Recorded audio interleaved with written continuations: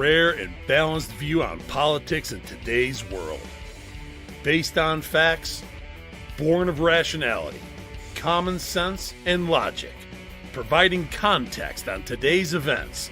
This is American Perspective with Rick Thomas.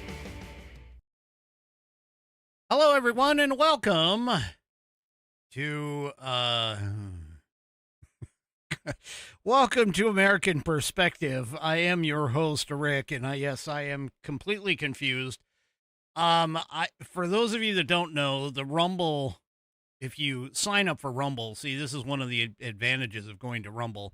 If you go to Rumble, you can jump into the chat early, because when I open up the Rumble stream, the chat opens up and, you know, everybody can jump in and start talking about stuff. Well, I forgot who my audience was. I'll just put it that way. Anyway, you know, toward that end, happy anniversary, Coco. Just, happy anniversary. All right. Oh my goodness. Anyway,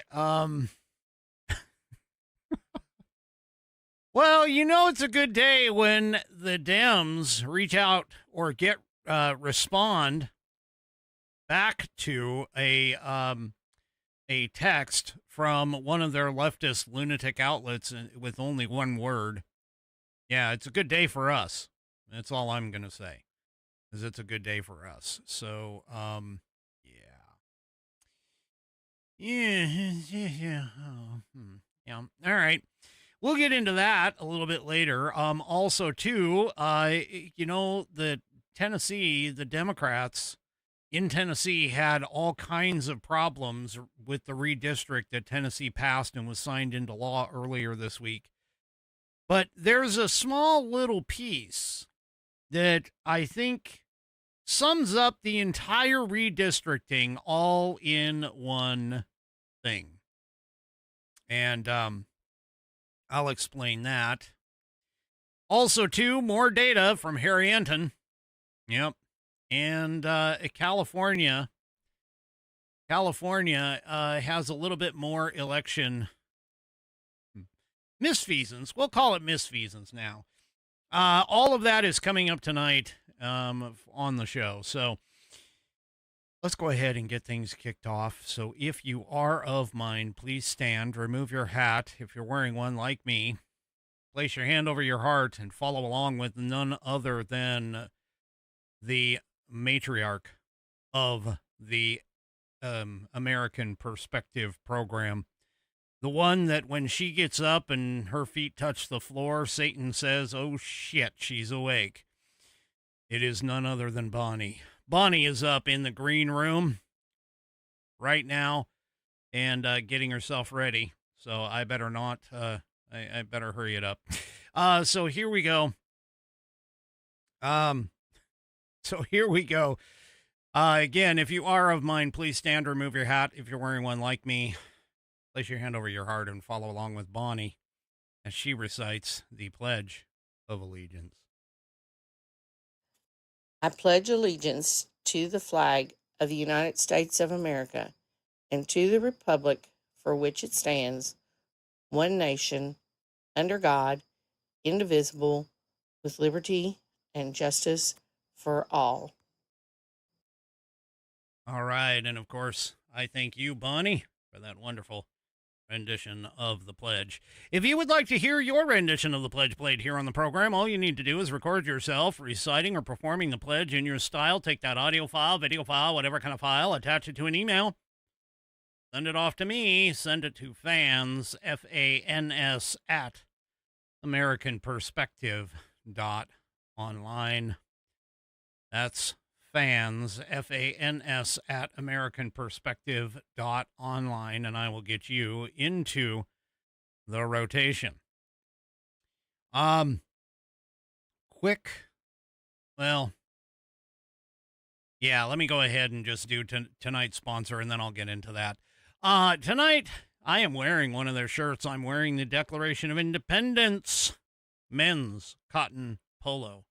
This one's one of my favorites. We also have the Fat Paws. The Fat Paws is another one that is the Liberty Bell men's cotton polo with the We the People on it. But you can get those wonderful shirts by heading on over to theflagshirt.com. That's theflagshirt.com, where they are running their Armed Forces Day sale, where you can get up to 50% off select styles. Head on over to theflagshirt.com. Check out all of their men's, women's, kids made in the USA. And don't forget to drop into the America 250 collection and go and check out all of that.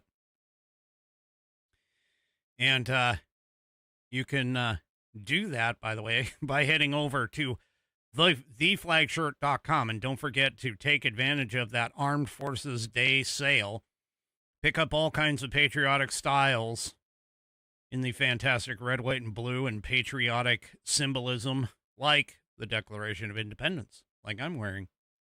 All of this can be done by heading over to theflagshirt.com, perusing all of their styles. They also have a whole bunch of accessories, too, in the nice red, white, and blue as well. Head on over to theflagshirt.com and get yourself patriotized. All right. Well, really quick programming note, okay? Tomorrow, I am going to be on a week-long remote series.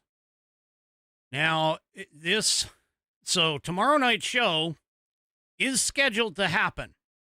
I'm just saying, right now, it is scheduled to happen. What happens during tomorrow night's show is going to be kind of interesting. And then after that, the following week, again, it is going to be entirely remote. So we're gonna have it's going to be interesting. I've got some new gear that I'm testing and trying to get things figured out, and we will go ahead and get that done next week. So you guys will I hope you enjoy it. I hope it doesn't change that much. I already know there's a few things that are unfortunately I haven't quite worked out exactly how to do everything. So the show is going to look slightly different, obviously, for the next 7 or 8 shows, six shows. But that's okay because it's still going to happen. All right, let's go ahead and start talking about tonight. Well, the Democrats are crying in their beer. They are, well, I don't even know if they actually even like beer, to be honest with you. But they are crying in their beer tonight. And it's mainly because of the fact that the Virginia Supreme Court has struck down the attempt to redistrict, obviously, in Virginia. So the state Supreme Court struck down the new map. And they didn't strike it down because the map itself was unconstitutional. They struck it down because the Democrats, like normal, tried to re-evaluate? No, not re-evaluate. Re-energize? No, not re-energize. Work outside of the lines to get something that they wanted done. Okay? So the Virginia Supreme Court issued their ruling today. We pretty much already knew just by the questions that they were a little skeptical of how the Virginia Democrat legislature had done what they did. But basically what happened here is the Virginia Supreme Court didn't strike down the map itself. They struck down the process by how the legislature performed that redistricting and tried to get it in front of the voters. So I told you about this before. I told you about the process that they had to go through, that their constitution basically said they have to have, certain items in line. And there we go. So as far as that goes, that whole 6-5 swapping to a 10-1 map, well, the 10-1 map is over. It's gone for the moment. Now, this doesn't necessarily mean that the Virginia Democrats couldn't take this back and redo it again in time for say, 2030. Okay. And in terms of whether or not that happens, I don't know. But given the redistricting racing that's been going on, this one, yeah, for right now anyway, for the midterms is pretty much dead in the water, which potentially gives, because of Tennessee, Mississippi, Georgia, South Carolina, Florida, all redistricting. Yeah, there could be, some people are estimating somewhere around 10 additional seats or so for the Republicans by the midterms if everything can get done in time. So there you go. Basically, what the ruling kind of said was essentially that, well, you didn't wait the appropriate time. You didn't split, or you didn't have it over 2 legislative sessions. You didn't, I mean, again, there's like four different things that they did not do. Now, why the Democrats thought that this was going to go through, I don't know. I don't know. So, anyway, the ruling was actually pretty close. It was I think it was a 5-4 decision, or maybe wasn't a 6-3. I think it was like a 5-4 or something like that. There was one vote difference. That was a bit of a problem. And it made it close. So anyway, so there you go. And realistically, I mean, let's face it, the Virginia voters, it was so close anyway. It was 51.7% to 48.3%, according to the Associated Press. So, yeah. And, yeah. Anyway. So, yeah, we'll see what happens. Yeah, as that goes. Well, Axios, of course, reached out to some Democrats, and one responded back in a text on the condition of anonymity, because, you know, they can't ever, like, come into the light and say, yeah, I said that. And it was a response by just one single word. The F-bomb. That's it. That's all they did. It was just a one-word reaction.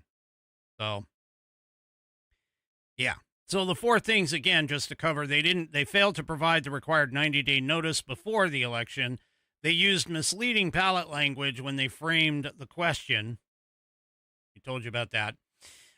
They didn't follow the statute requiring an intervening election of the House of Delegates between the 2 votes approving the constitutional amendment, and that the special session itself was invalidly called and used to advance the effort. So, there you go. Anyway.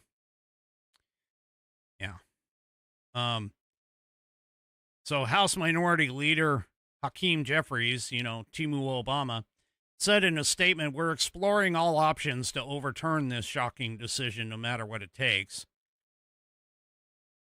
Democrat Congressional Campaign Committee Chair Susan DelBene, oh, she's from Washington, she's an idiot. Anyway, said in a statement, this is a setback that sends a terrible message to Americans. The powerful and elite will do everything they can to silence you. No, we're believing in the rule of law, you dumbass. Anyway, so there you go. I don't know. They're just freaking out. So, and, you know, if they can't win, they'll cheat. And that's what they're looking for, is to cheat. Speaking of cheating, Democrats in Tennessee.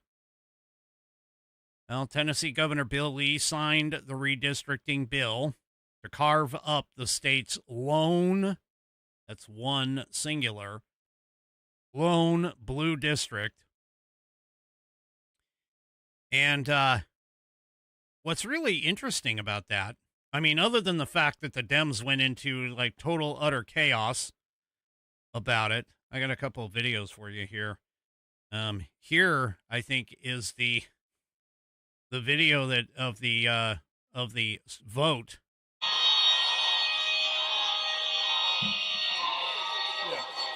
Yeah, they're whistles and 2003, having received a constitutional majority, I hereby declare it passed without objection. The motion to reconsider is tabled. Leader Lambert, you're recognized. You can hear them. They're chanting and everything else in the background. There was an assemblyman's brother got arrested. You can hear him in the background. The audio's kind of horrible, but oh well. Anyway, they're holding up signs. They're complaining about it.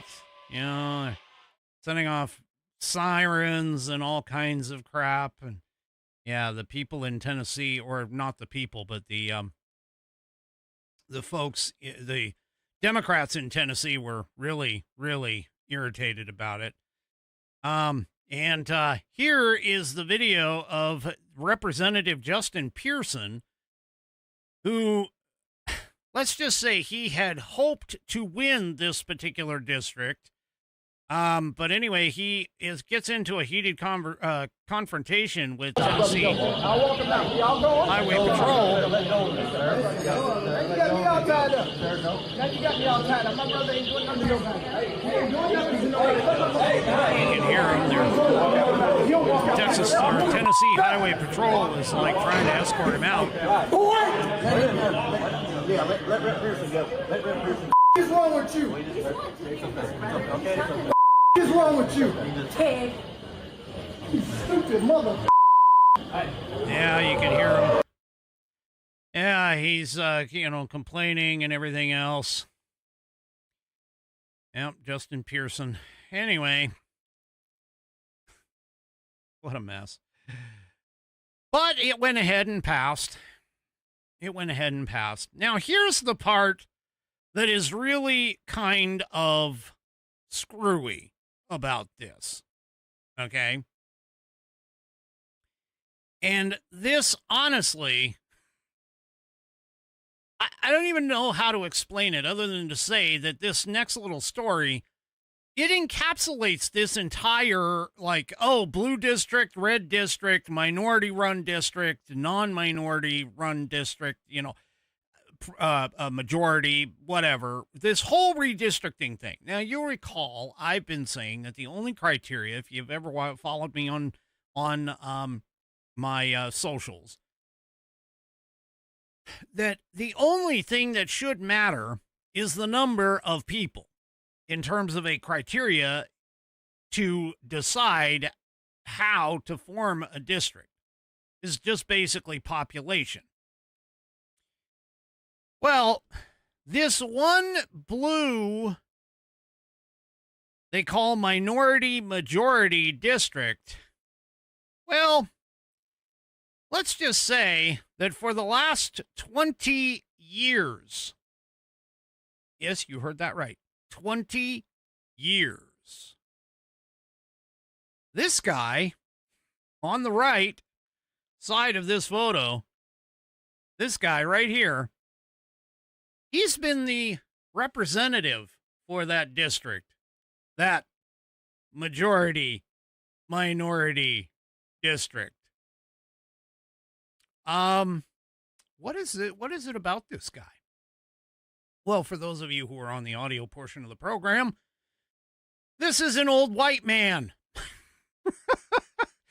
Everything that the left have been, screaming and saying, the patriarchy is the problem, old white men are the problem, long-term, assemblymen, senators, representatives, etc., etc., etc.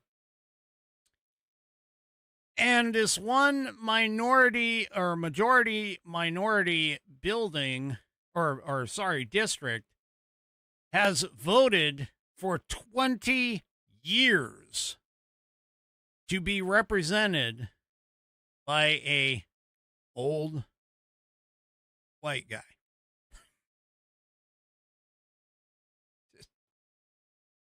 Make it all make sense. They're sitting there and they're bitching and complaining about the whole thing and say, oh, we want a minority. Now, keep in mind, Justin Pearson was trying to take that majority district and be the black representative for that majority district. Anyway, so yeah, it's just, it just doesn't make any sense to me. Especially when Pearson proclaimed on the House floor, meaning the Tennessee House floor, that the maps were, quote, racist tools of white supremacy at the behest of the most powerful white supremacist in the United States of America, Donald J. Trump. He also declared, he's like, you will take the only black majority district from us, but I want you to know no matter what you do, no matter how much you try to break us and bend us and quit, we will still be here. But you're being represented by the same guy. His name is Steve Cohen.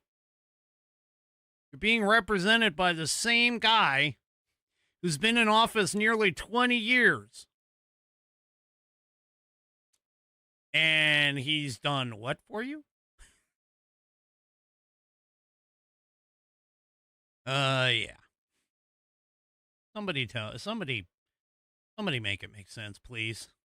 Now, keep in mind, Cohen has faced primary challenges over the years from black Democrats who think that the district should only be represented by a black person. But the most recent black challenger this election cycle actually was Justin Pearson. So, yeah. Anyway. This guy Cohen has been in since 2007. So keep in mind, the outrage that they have is not who the person is representing those minority districts. Because, as I've said before, when you redistrict like this, the district itself, hey, when it gets redistricted, it can either go red or blue or be purple. You could have an independent show up. I mean, it doesn't have to be, and this is part of the problem, is that Democrats don't seem to understand this. It has nothing to do with race. It has nothing to do with race. It has everything to do with who they vote for to represent them. That's what it has to deal with. And, whether you're of a quote-unquote minority race or you're of a quote-unquote majority race, none of that should matter. It should be you and the number of votes that the representative gets. And I'm contending that regardless of what the Democrat Party seems to think about this, I don't think the people actually really care.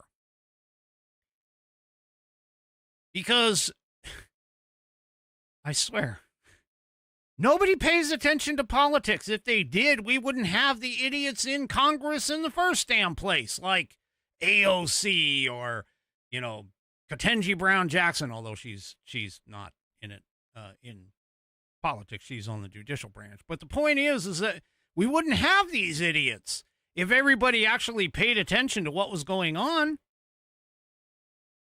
And if everybody actually researched and understood everything that was going on, I don't think we would have these dumbasses. We also, if people got into politics, you also wouldn't have these long-term senators, congressmen, etc.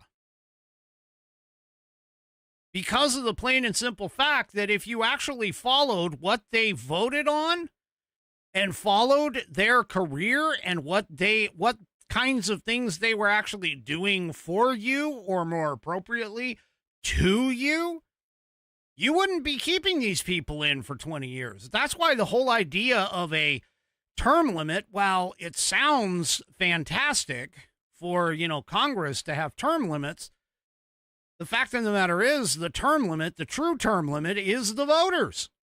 If the voters vote for somebody and that person goes into office and does a crappy job, we should be kicking them out. The voters themselves should be kicking them out.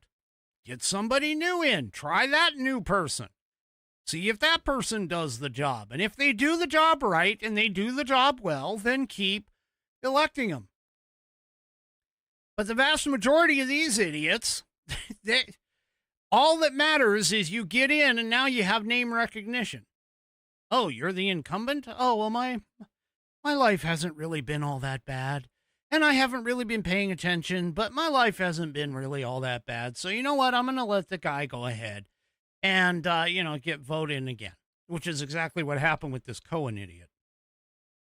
Anyway. So there you go.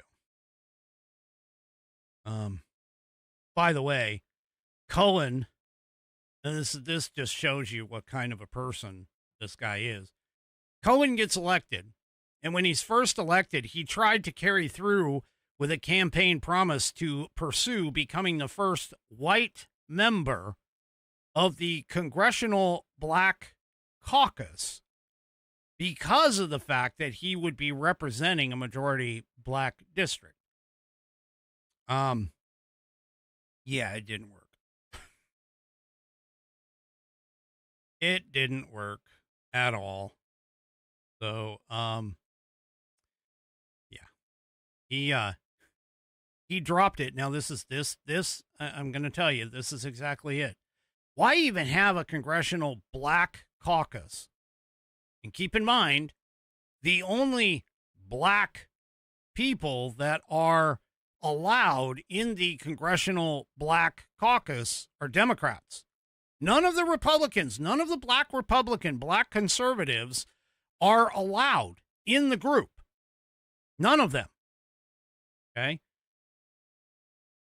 But after he got into Congress, he tried, and he said that he has actually dropped his bid, or he said that he dropped his bid because several current and former caucus members made it clear to him that whites need not apply. Now, what's the point in having that? We shouldn't even be talking about race, but it's interesting. The Democrats, that's all they talk about is race. That's all they want to do is put you into a box of some kind. They want to put you in so that they can bisect you. They can say, oh, you're part of the intersectionality checkbox, this one or that one or whatever. That's what they're looking to do. And when he's sitting here and he's like, you know what? I just want to join the Congressional Black Caucus because I represent a majority black district. You would think that might do something for me, but no. You're white, dude. You're white. Oh, isn't that right kind of racist? Yeah. And then they would get mad if there actually was a Congressional White Caucus. Just saying. All right. Well, as we know, Florida did their maps quickly. Legislature did what they had to do. The Senate was sitting with bated breath, waiting. They got their vote done real quick, and it went right to the governor's desk, Governor DeSantis' desk, to get it signed. All happened within, I think it was basically like a 24-hour period.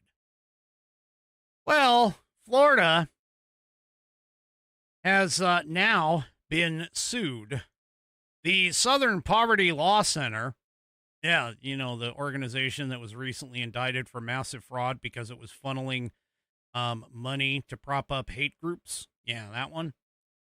Well, they decided to sue.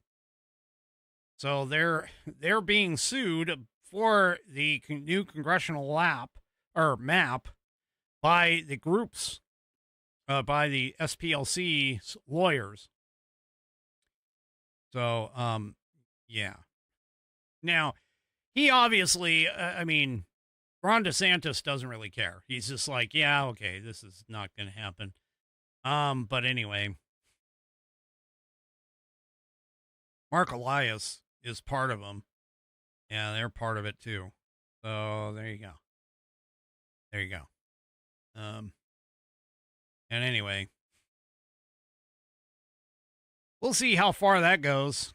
Because I think if anybody, Ron DeSantis, who used to be a former JAG lawyer, I'm fairly certain he went through the law and understands it and knows exactly what he is doing and has done. Certainly a lot more than what some of our representatives who claim to be lawyers actually know. So there you go. All right, let's take a quick minute. And I want to talk to you about Rumble Premium. So you've probably noticed that Rumble is growing fast and it's not slowing down. They're building a real alternative to big tech that puts creators first and actually protects free speech. And now there's Rumble Premium, which is an easy way to upgrade your experience. With Rumble Premium, you get ad-free viewing across the platform. No pre-rolls, no interruptions, just the content that you came for. Plus, Rumble Premium members unlock exclusive content like bonus videos, behind-the-scenes drops, and more from your favorite creators. Right now, Rumble is offering $10 off an annual subscription. All you need to do is head to rumble.com/premium. That's rumble.com/premium and use the promo code STUDIO, STUDIO, at checkout. That's rumble.com/premium, promo code STUDIO to get that $10 off the annual subscription. No ads, more freedom, and content you actually care about. That's the deal. Go to rumble.com/premium for $10 off the annual subscription when you use the promo code STUDIO at checkout. All right. Well, there's been a lot of talk, especially in the mainstream media and especially with the leftist lunatics that are out there. They're all talking about how MAGA is in a civil war. We've got all kinds of problems going on. MAGA this, MAGA that. Oh, yes, MAGA, MAGA, MAGA. Yeah. Well, good old Harry Enton. Harry Enton over at CNN, he's got some bad news for those doomsayers who think that MAGA and the Republican Party is stopping support of Trump and doing everything else in terms of all of this.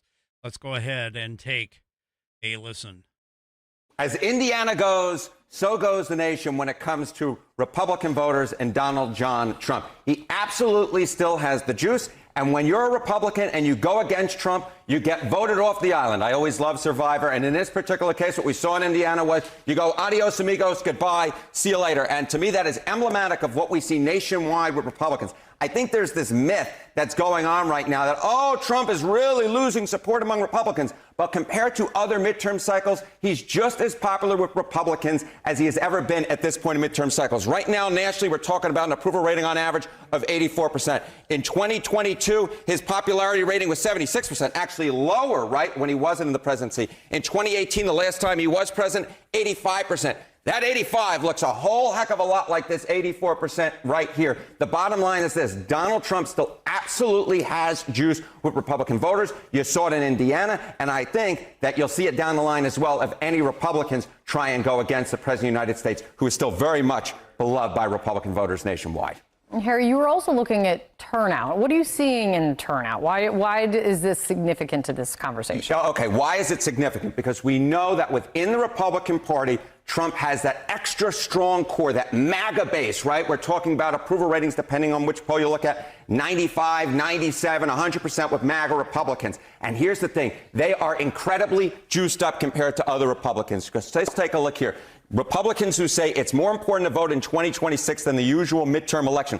Look at this. 60% of MAGA identifying Republicans say that, compared to just 36% of non-MAGA. So what's going on in these primaries, right? It's not just that you have this core Republican base that really loves Donald Trump. The people who really love him, they're the ones who are absolutely juiced up to go out and vote. They would go over hot coals to vote in those primaries. And you saw that in Indiana, with a clear majority of those representatives who went against Trump on redistricting. Well, they're no longer going to have a job come the next session of that state. So then the question is, do Republicans think that party leaders should be following Trump, or other Republicans should be following Trump? Yeah, okay. So you see this juiced up MAGA, right? You see right here that his support among Republicans is just as strong as it was going into the 2018 midterm cycle, right? But it's more than that. Republican voters want their party leaders to follow the president of the United States, because party leaders should follow the president's lead. You know, for Joe Biden at the same point in his first term, just 57% of Democrats said that party leaders should follow his lead. Look at this number for Donald Trump. It's 75%, significantly higher than it was for Joe Biden. So it's not just that Republicans really like Donald Trump. It's they want their leaders to follow Donald Trump.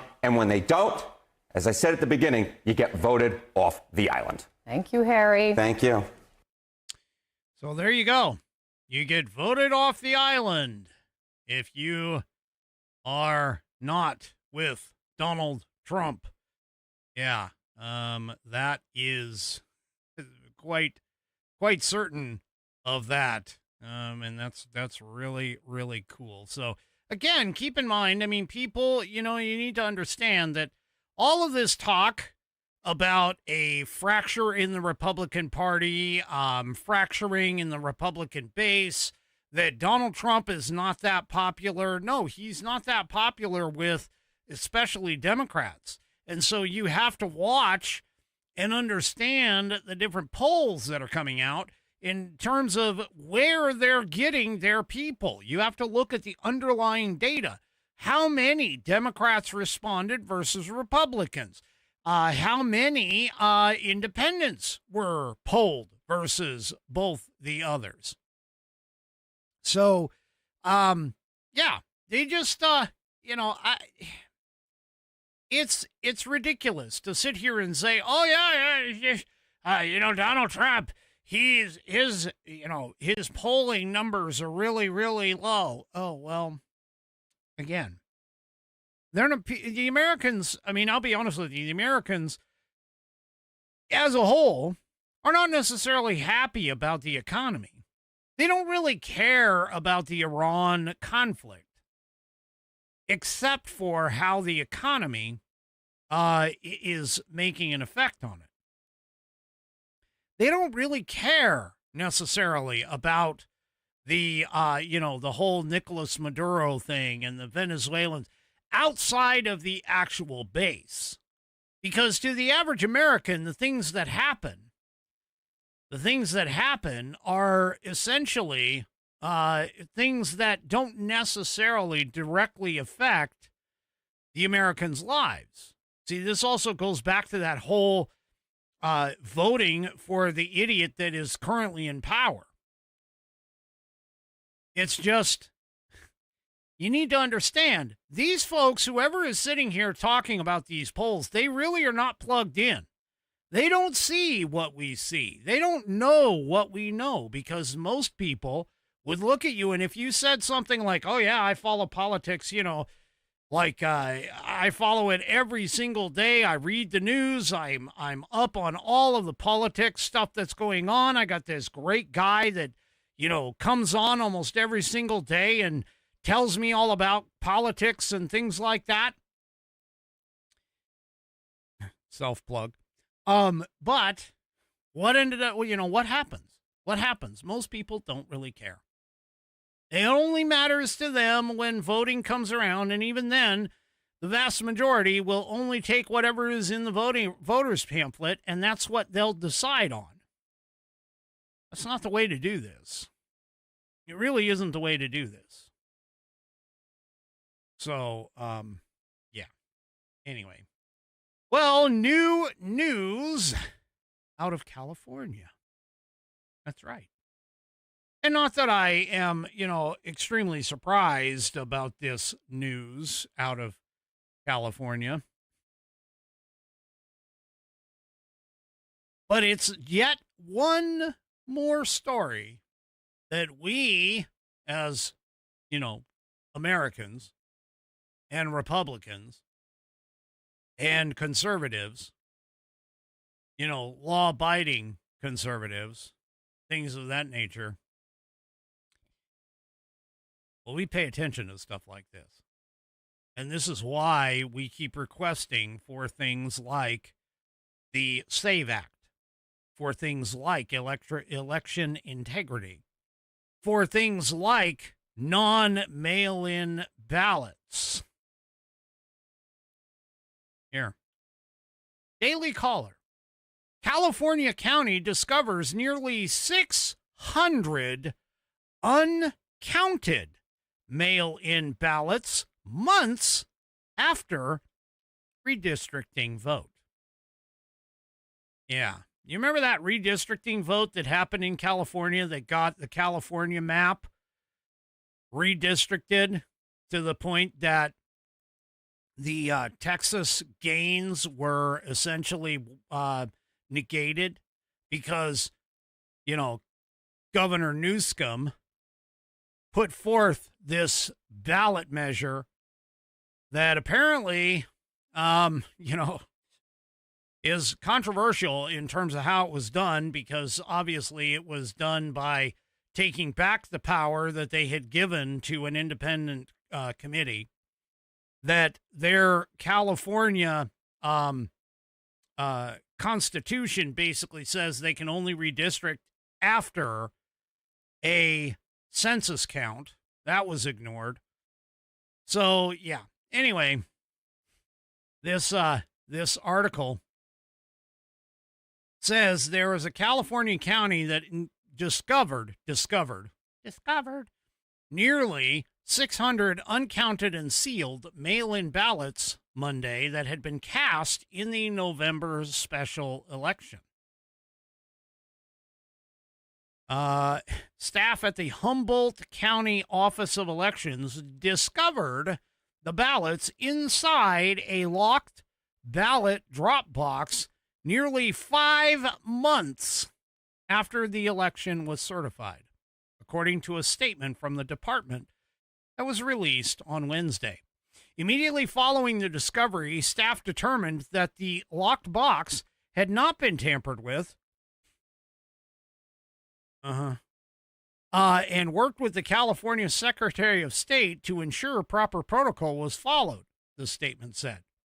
Although both departments said the 596 ballots would not have changed the election, they are exploring options for how to get the votes counted. What the hell? Why are you trying to count ballots now? I mean, seriously. What? See, this is the kind of things that Republicans, conservatives, people who want to follow the rule of law and order are sitting here looking and going, hello? Why would those ballots be counted now? It's all over. You certified everything. Apparently you couldn't certify it before because you didn't even know that they existed, but you went ahead and did it. I wonder if that might be an angle for the Republicans to get it back into court. Not that it would, again, not that 596 ballots would actually change anything, but why would you go and count these things now? Anyway, here's the excuse. The missed ballots were determined to be the result of miscommunication between election workers assigned to check the box. The county added that it is taking steps to ensure something like this does not happen again, including implementing a lockout-tagout procedure to ensure each box is verified as empty and secured before the results are finalized. While the mistake occurred, this is a Humboldt County Clerk, Recorder, and Registrar of Voters Juan Pablo Cervantes, who said in a statement, "While the mistake occurred after an election worker did not follow proper procedures, the responsibility for what happened ultimately sits with me. I did not have strong enough controls in place to prevent this, but we do now. We have taken corrective action and already updated our protocols." Cervantes said he had failed voters who placed their trust in the department, but added that he will continue to operate with transparency and enforce redundancy in protocols. Yeah. Here's the absurd part, which is right here. The county said that it will provide updates regarding the possibility of counting the ballots. Why? It's over. It's over. I mean, seriously. Why would you even bother doing it now? Anyway. Proposition 50 was in response to the Texas redistricting, sparked several other special elections, Supreme Court hearings, other states attempting to redraw districts before November. Riverside County Sheriff and Republican gubernatorial candidate Chad Bianco, who seized ballots cast in the special election under warrants issued by a judge following what he claimed was a significant discrepancy in the voter count, told the Daily Caller, quote, "There is nothing safe or secure about mail-in ballots." Well, I'd agree. He added and said it's ripe for fraud, error, and manipulation. There must be voter ID and in-person voting if we are serious about election integrity. So Humboldt County, by the way, had 135,418 votes counted. The yes votes received a 64% majority. There's no way that 596 ballots could have flipped the county's result, let alone the outcome of the entire statewide election, which concluded with 64.4% of the votes in favor of the measure and a margin of more than 3 million votes, according to the election results that were shared by none other than NPR. Now, here's the thing, folks. This is a mistake, they claim. How many mistakes have to happen before you realize that, well, this might be a bit of a problem? So, anyway, according to Politico, Humboldt County actually demonstrated similar electoral splits in the 2024 presidential election, with former Vice President Cackles the Clown, Kamala Harris, winning the county with 62% of the vote. So, yeah. Bianco told the Daily Caller, quote, "It's easy to say this wouldn't have changed the outcome. It's also easy to continue to disenfranchise Californians from our elections. When everybody decides to stand up for integrity, character, and leadership by actually voting, we will save California." Yeah. That's the whole point. I don't care. Well, obviously I do, but realistically, the results, if the results are the results and you can quantify, clarify, and qualify the fact that the results are accurate and they are a true count, not this sort of wishy-washy, well, okay, we kind of, yeah, maybe. No, we found some other ballots in the back corner of some closet somewhere. Yeah. The problem isn't necessarily who wins. The problem is the process. The problem is the methodologies that are utilized in order to create these issues. See, it's not so much that, California is always going to be Democrat. It probably is, at least for now. Because the dumbasses in California and the illegals in California all love this kind of stuff. But You got to make sure you do the process. You follow the process. If the process is correct, if the process is accurate, and it is irrefutable that the process itself has completed and done what it needs to do, well, there's no question as to who the leader is or who the winner is. Anyway. All right. Real quick, there were some good numbers that came out from the federal government with regards to the economy. The U.S. labor market is showing signs of heating up after the economy topped economists' expectations. April payrolls rose by 115,000 from the previous month's upwardly revised 185,000, according to new BLS statistics released on May 8th. The consensus forecast indicated only a gain of a gain of 62,000 jobs. They came in at 115, so that's an improvement. Okay.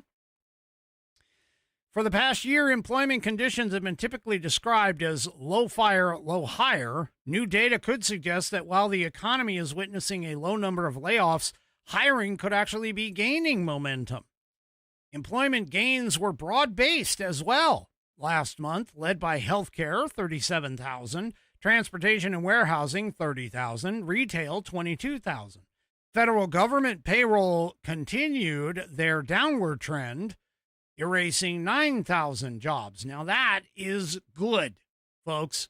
Smaller, limited government is good. Now, since reaching a peak in October of 2024, federal government employment is down by 348,000, or roughly 11.5%.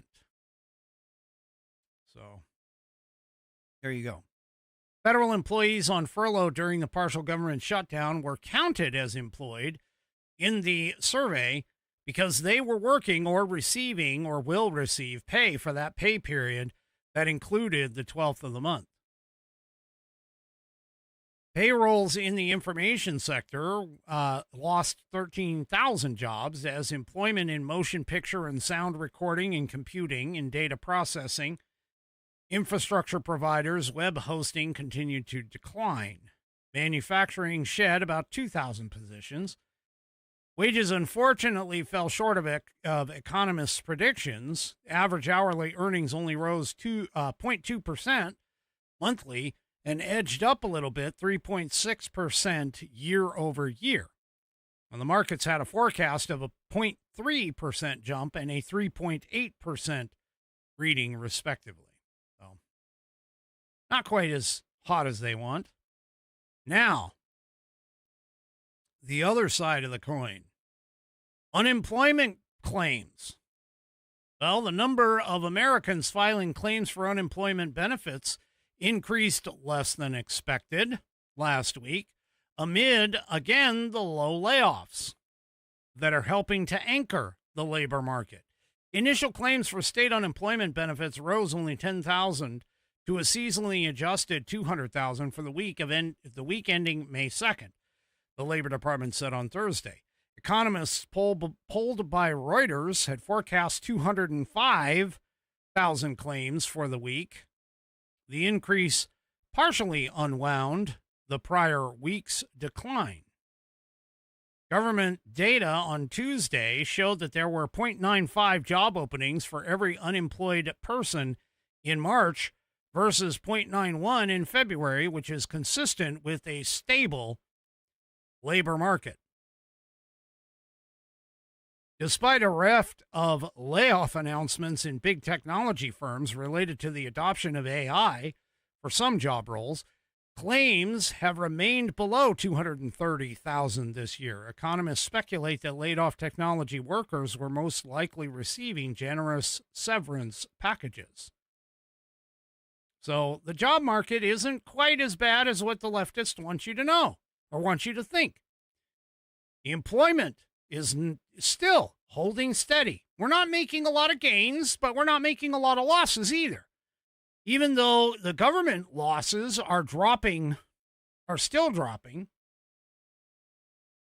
we're not seeing a huge impact in the employment marketplace. So the economy, while it may not be where we want it to be, and it may not be booming, there's always improvements. But the economy is at least holding steady and not quite doing what these experts are basically thinking that it is. All right. In our final moments, folks,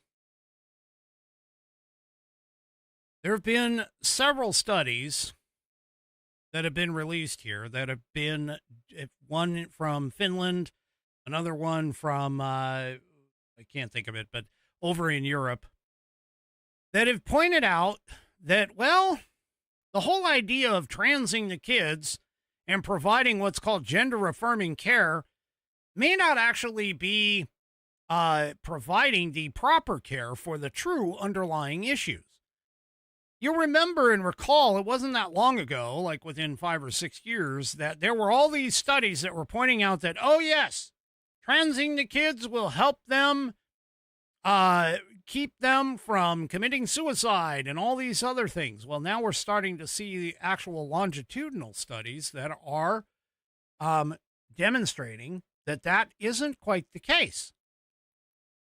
And, of course, the other big hot topic that everybody's been talking about is, well, if you're a boy who has taken, hormones and things like that and transition into a girl, then it doesn't give you any kind of, biological advantage over a woman. And you can compete against women without any problems. Well, how many times have we seen biological men in women's sports dominating with no problem? And, of course, everybody talks about, oh, well, it's biological men. Yeah, no, there really isn't a big missing and so on and so forth. Well, yet again, we have another example of young boys, young men, defeating almost professional level women in a sport. You're in Breitbart. The University of Washington women's soccer team played a high school boys team, and the result was not that shocking if you're smart. The actual thing, the result was shocking, but I'm throwing it in there. This is not shocking if you're smart and you actually understand this. So here's the thing. Highly ranked National Collegiate Women's Soccer Powerhouse, University of Washington. These are college-age women, okay? They played what was characterized as a high school team. No, folks. The team was a U14 boys team. For those of you that don't understand what U14 means, that means everybody on that team is under the age of 14. 13-year-olds. 13-year-olds. Okay? 13, 14-year-old boys. They played one of the highly ranked national Big Ten tournament game winners, qualified for the Elite Eight last year. 13-year-olds. This isn't 18-year-olds. This isn't, this isn't 17-year-olds, 16-year-olds. It isn't even the U15-year-olds that the women's national soccer team, the gold medal winning American women's national soccer team. No. This isn't even that level. The women lost. No surprise. They lost. They lost to 13-year-olds. Now, keep in mind, the final score was 2-1. So it wasn't a complete blowout. like the U15 boys 5-2 in 2017 against the women's national team. And in fact, those same women had just won the World Cup 2 years before, by the way. But also, and this isn't the only one. This isn't the only one. In 2025, the Swiss women's national team got blasted by a U15 boys squad with a final score of 7-1. I don't know how many times we can come up with these things and we can demonstrate that even young boys are able to handle mature women in this. I mean, this is just ridiculous. For anybody who sits there and says, oh, yeah, there is no scientific evidence, there's no demonstration, there's nothing, that women and men can't play on the same, level. No, these are examples. Now, keep in mind, I mean, soccer, what we call soccer, isn't exactly a very physical, physicality sport. There is some physicality, but it's not like boxing or football or, American football or any of that. Anyway, I make it make sense. Please make it make sense. All right, folks, that is it for me for this evening. Do me a favor. If you haven't already, head on over to rumble.com, get yourself an account. It is free. And once you are signed up and signed in, make sure you search up the American Perspective channel and hit that green follow button to get notified every time that I go live. Also, too, don't forget to give me a thumbs up, thumbs down, or in the case of 3 Chevy, a thumb sideways or maybe even a thumb at an angle across all my platforms, whether it's X, YouTube, Facebook, or, of course, the aforementioned Rumble. We will see you tomorrow night, 6 p.m. Pacific, 9 p.m. Eastern Time, right here on American Perspective. Have a great rest of your evening, and good night, everybody.